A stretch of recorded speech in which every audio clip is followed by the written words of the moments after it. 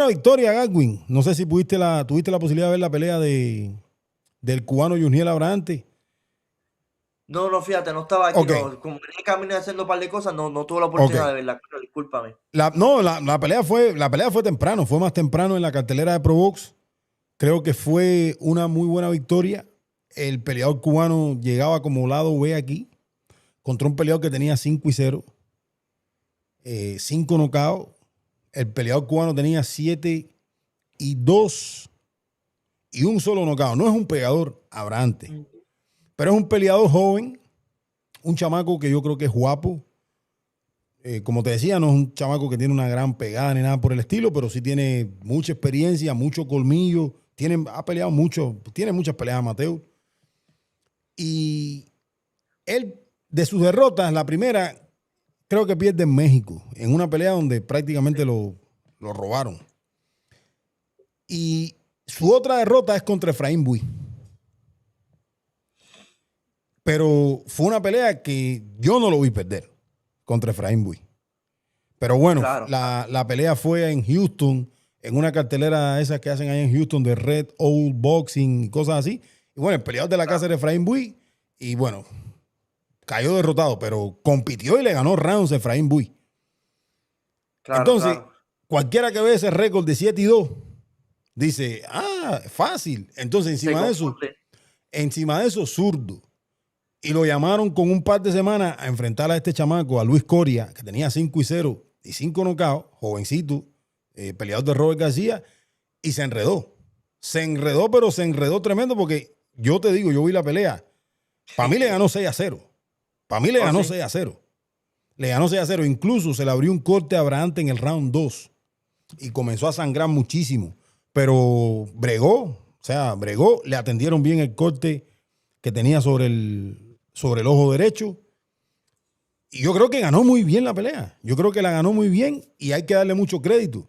Incluso peleó Godwin como si Ajá. fuese un tipo con poder.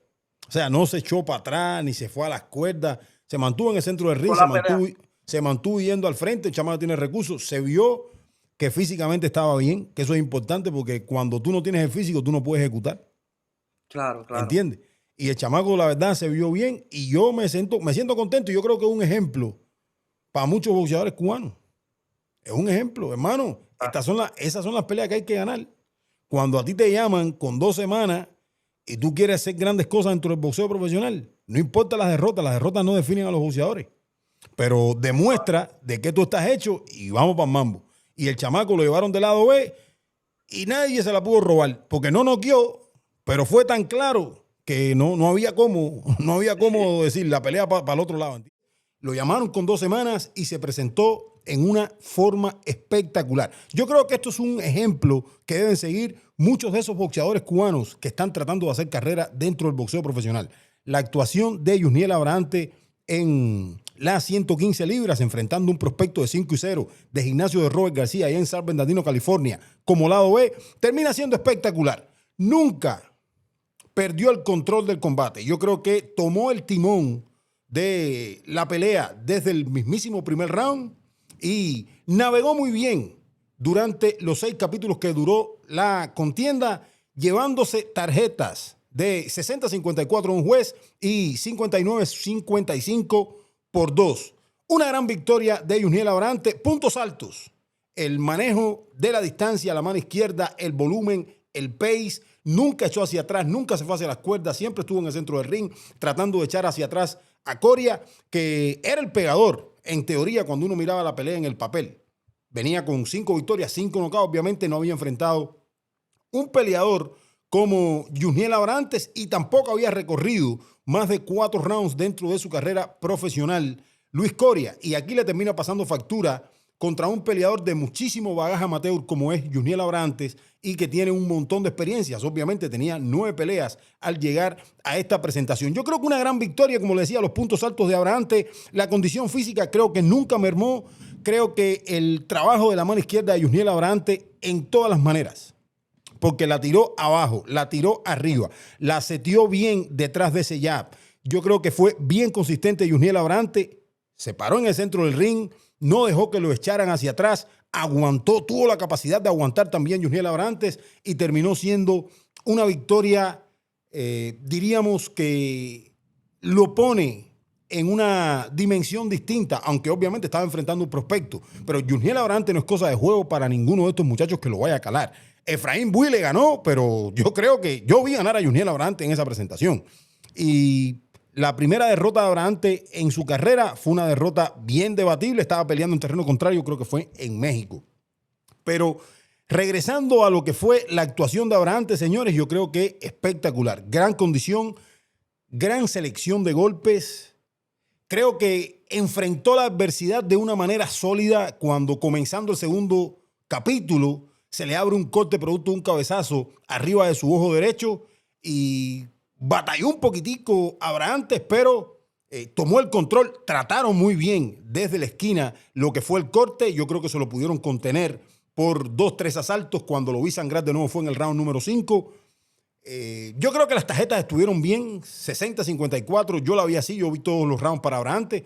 Pudo haber terminado con un round del lado de Coria, probablemente el último, o probablemente el primer round, que el primer round por lo menos yo lo vi claramente ganar Abrantes, y va a terminar siendo una pelea de muchísima experiencia para el peleador de la costa oeste de los Estados Unidos, Luis Coria.